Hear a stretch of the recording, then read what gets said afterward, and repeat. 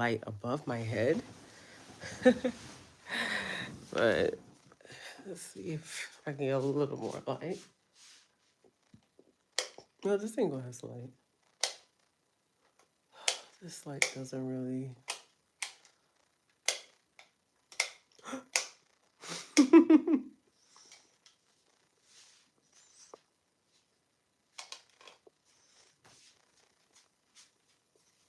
Where's it? Anyways. Okay, I got it. Anyways. Now that I got that, I can sit down and just talk about Accra and its buildings and stuff like that. I for one think that Accra is gonna have a very different skyline in like, let's say, 10 years time. It's changing like every second. Like if you don't go down the street for like a couple of weeks or for a little while, once you go past that street again, you'll see like, okay, it has like a new development, it's changed, or they're in the process of building something. Like it's kind of crazy like how um it's rapidly changing. Like I feel like it's hard to keep up with, you know? So let me see. I want to actually charge my phone while I do this live. But yeah, it just feels like it's changing so fast. It's hard to keep up with. I think the pricing is where I'm curious about, because one thing I would say about Accra is that the prices of like houses, apartments, and things like that, they tend not to make too much sense. Like it might not have any like real rhyme or rhythm. they just kind of like they just kind of do. You know what I'm saying? So that's the difficulty with it. I went to a apartment that like they said it's gonna be the highest one in Accra skyline today, and the pricing was crazy. And they were telling me that the price was gonna be okay because the pricing was in pre-construction. I should have just asked for the price straight up, but I was like, nah, it might not be that bad. It was that bad. It was literally that bad, y'all. It was like, let me see if I can tell you. I have the pamphlet right here. So, like, this is the one looked at today. And thank you, the box and chain. And let's see. And the price actually went up from what is in the pamphlet. It looks good, right?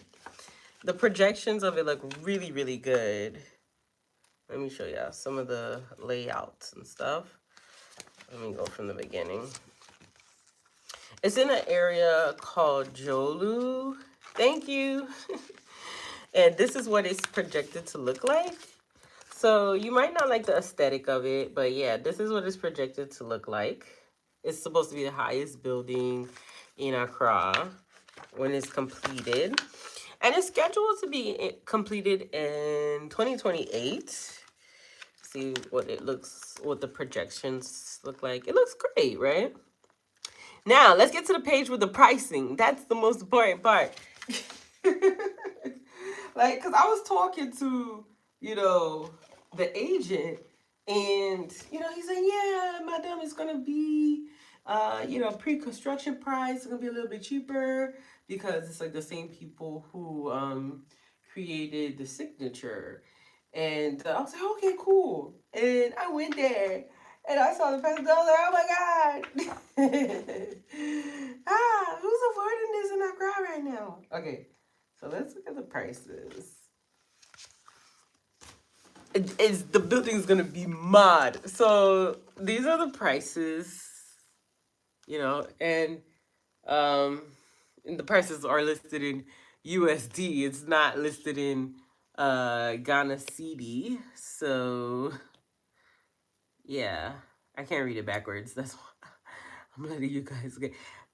this is actually it's different now because there the price is higher. But it's like one bedroom starting out here. It says 188,000 is way more than that now. So I mean, they've gotten awards and all that other stuff. I actually agreed with the people I was with there today because I actually don't like the aesthetic of how the building looks. But it does, I guess, if you really want it to be like unique, like, if you want a building that's different and stands out, I guess, this upside down thing and the colors, it's like a orange and blue. I mean, yeah. If you want something unique, thank you guys.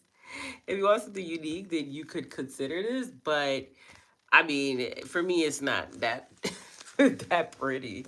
But I mean, it's luxury if you look at all the amenities that are in there. I mean, I think that they will probably deliver on. Thank you. I think they will probably deliver on all these interiors that they're sharing. Like, look at the bedroom. Look at that. Look at the view from the window, floor to ceiling windows. Yeah, but the pricing, and this is in an area that is called Jolu. So, it's in I still think like a old money affluent area. That's what it comes off to me as.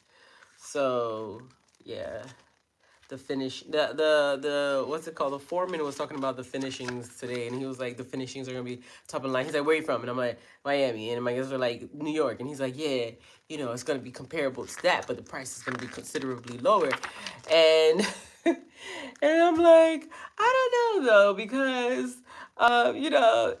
at the prices that you're giving, you could probably find something like this in Miami or even New York. So, what do you? No, it's not. Please kindly elaborate. maybe I'm not, clear and stuff. But yeah, so this is one of the layouts of it. Pretty rectangular. There's the 3D image of it. See, so okay, so this is okay. Yeah, so it's yeah. This is the cove. Okay, this one looks like it has like tons of light and stuff. Let me just sit down. Oi, oi. So yeah, like skylight villa. Let's look at the skylight villa. Okay, this one got like really tall ceilings and stuff. That's the skylight villa. It looks all similar, but I see little changes. The next one is called the Ritz. Ooh. Okay, let's look at the amenities. So, look at the amenities. Okay, this is like the projected gym. Okay, let's see what it says it has on here. 24/7 security, kids zone, sky pool, spa, floating tennis court, commercial spaces, gym, distinctive lifts for staff and deliveries. Okay, so you won't see them. They'll have to go in their own lift, or as we say in America, elevator. Restaurant, co-working space, movie room, private garden, two residential pools, and entertainment game room for residents. So that's all the amenities that they have. So, okay, so see, so that's the visual for that. Oh, look at her doing yoga. Okay. Oh, I cry. Oh, this looks like it's gonna be. It looks like a little upper floor garden. Yeah. So, but when I tell you the prices have me like wow, for the amount of space, and then like when you compare it to like the development in Abri that I'm dealing with, it's like 6 bedrooms, 6 bathrooms, and it's still less than this. And it's like 40 minutes out of Accra. You know what I'm saying? So, I mean, the choice is yours. The choice is yours as far as that. I mean, but sometimes people want, cityscape versus um, being in a more like rural type of vibe. So, those are all things to consider and stuff like that. But I did find that the price of the house of this apartment, not house, apartment, was quite up there. So yeah, like, but it's gonna be the highest building in Accra. It's gonna before it was the Villaggio. So right, I call them the Kente buildings. So that's the buildings that are like very colorful. They have the kente like patterns. That's why I call it the kente building. They have three of them, like a red one, yellowish one, and a green one.